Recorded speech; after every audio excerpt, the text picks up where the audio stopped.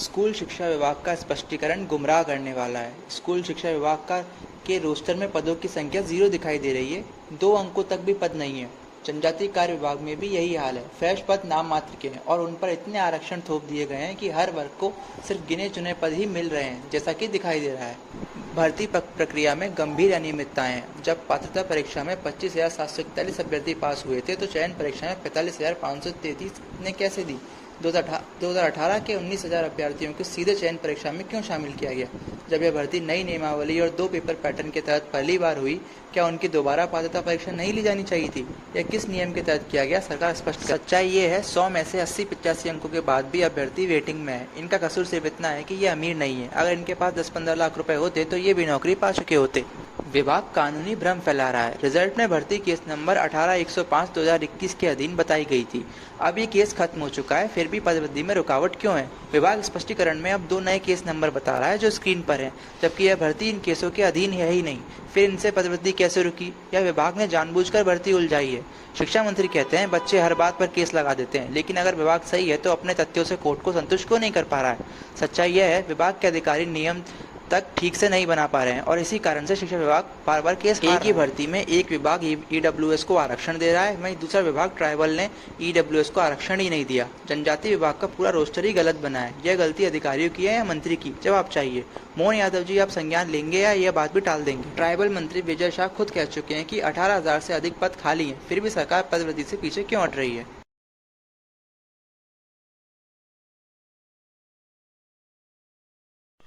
मुख्यमंत्री जी, आपने गर्व से कहा सीमित संसाधनों में गोदड़ी के लालों ने कमाल किया, लेकिन 20 साल से बीजेपी के सत्ता में होने के बावजूद संसाधन सीमित क्यों हैं? सरकारी स्कूल के बच्चे प्राइवेट कोचिंग लेते हैं क्योंकि सीमित संसाधन में पढ़ाई हो सकती है, लेकिन बिना शिक्षक के पढ़ाई नहीं हो सकती। आपने बच्चों से पूछा नेता या मास्टर क्यों नहीं बनना चाहते? जवाब है क्योंकि शिक्षा विरोधी आपकी सरकार हजारों पद खाली होने पर भी शिक्षक भर्ती नहीं करती। नेता इसलिए नहीं बनेंगे क्योंकि झूठे वादे करके अपने आप से नजर नहीं मिला पाएंगे। यूडीआईएसई शिक्षा मंत्रालय भारत सरकार की रिपोर्ट के अनुसार मध्य प्रदेश में बीते 4 सालों में देश में सबसे ज्यादा स्कूल बंद हुए। इसे सरकार कैसे झुटलाएगी? स्कूली शिक्षा विभाग में एमपी का देश में 20वां स्थान है। साक्षरता दर में एमपी का देश में 25वां स्थान है। भ्रम और छल का खेल। विधानसभा चुनाव में मोदी जी ने कहा साल के अंत तक बिना शोर शराबे के 60,000 शिक्षकों को नियुक्ति कर देंगे, लेकिन अब देखिए मोहन सरकार का असली चेहरा। जनसंपर्क विभाग का भ्रम फैलाना। जनसंपर्क विभाग ने 29 दिसंबर 2024 को दावा किया कि वर्ष 2022-23-24 में 15,000 उच्च माध्यमिक शिक्षकों को नियुक्ति दी गई। सच्चाई, इन 3 सालों में सिर्फ एक ही भर्ती हुई, वर्ग 1 2023, और उसमें केवल 3,198 को नियुक्ति मिली। तो 15,000 पदों पर नियुक्ति कैसे हुई? सरकार ने झूठ क्यों बोला? 2018 की भर्ती को 2024 की उपलब्धि बताना। वर्ग 1 2018 की भर्ती कमलनाथ सरकार में हुई, शिवराज सरकार ने पूरी कार्रवाई करवाई और अब मोहन सरकार ने उसका श्रेय खुद ले लिया है। क्या यही राजनीति है? बिना कुछ किए वाहवाही लूटना। और शायद ये देखकर मोदी जी ने मन में कहा होगा, मध्य प्रदेश शासन के राष्ट्रपति के अनुसार दिसंबर 2022 में वर्ग 1 पद 34,789 थे। दिसंबर 2024 में वर्ग 1 पद 48,223 यानी 13,433 पद 2 साल में बढ़े। तो फिर सवाल है, जब पद बढ़े हैं, रिटायरमेंट भी हुए हैं, तो सरकार वर्ग 1 2023 में पदवृद्धि क्यों नहीं कर रही है? क्या आपका राजपत्री झूठा है? ट्राइबल विभाग में भी हजारों पद खाली हैं। ट्राइबल विभाग का रोस्टर कांड। कुंवर विजय शाह जी, ट्राइबल विभाग का पूरा रोस्टर ही गलत बना। ईडब्ल्यूएस को आरक्षण तक नहीं दिया गया। आपके अधिकारी भी स्वीकार कर रहे हैं ईडब्ल्यूएस को आरक्षण नहीं दिया। जिम्मेदार कौन, आप या अधिकारी? पदवृद्धि कर के सही 19 नवंबर 2024 की घोषणा, 1 लाख पदों पर भर्ती करेंगे। 4 जुलाई 2025 को फिर यही घोषणा दोहराई। 8 महीने में न एक वैकेंसी न नोटिफिकेशन। फिर कैसे माने कि आपकी घोषणा सच है? हमारी मांग है वर्ग 1 2023 में तत्काल 20,000 पद भर्ती कीजिए। ट्राइबल का गलत रोस्टर सुधारा जाए। पारदर्शिता और समानता के साथ द्वितीय काउंसलिंग करवाई जाए। मोहन यादव जी से वर्ग 1 2023 के 40,000 वेटिंग अभ्यर्थी आपके चरणों में गिरकर विनती करते हैं, हम योग्य हैं लेकिन अमीर नहीं है। हमारे पास 10-15 लाख रुपए नहीं है जिनसे मध्य प्रदेश में आजकल नौकरी मिलती है।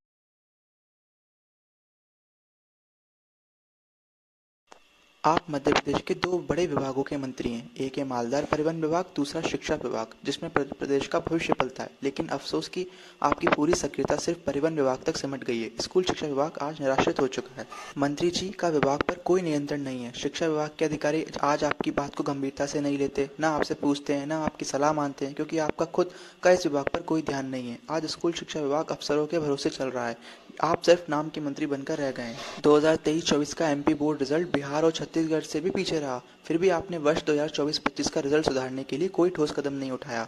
10वीं और 12वीं की तिमाही परीक्षा में लाखों बच्चे फेल हुए, फिर भी न आपने प्रेस में बयान दिया, न विभाग में सुधार की कोशिश की।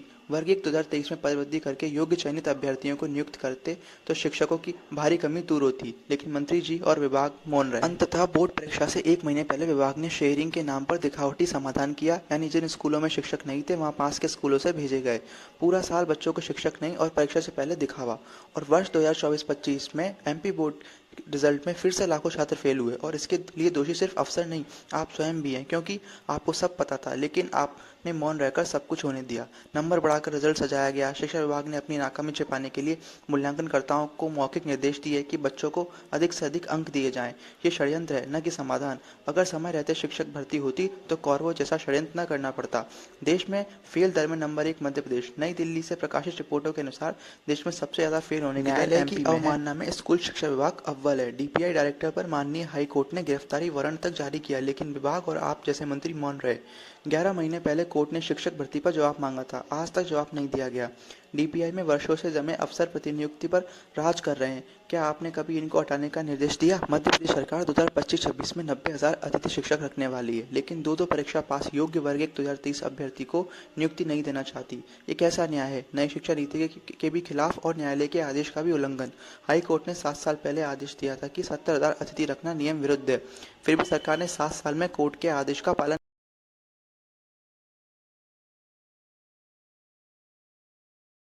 मोहन यादव जी, उदय प्रताप सिंह जी और कुंवर विजय शाह जी, आप तीनों को खुला चैलेंज है। इन 20 ठोस सवालों का सार्वजनिक मंच पर स्पष्टीकरण देकर बताइए, या फिर स्वीकार कीजिए कि आप जवाबदेही से भाग रहे हैं और शिक्षा के नाम पर सिर्फ राजनीति कर रहे हैं। शिक्षा मजाक नहीं है, प्रदेश के लाखों बच्चों और युवाओं का भविष्य दांव पर है। मोहन यादव जी, इन बहनों की तो लाज रखिए जिन बहनों ने आपको पूर्ण बहुमत देकर सत्ता सौंपी।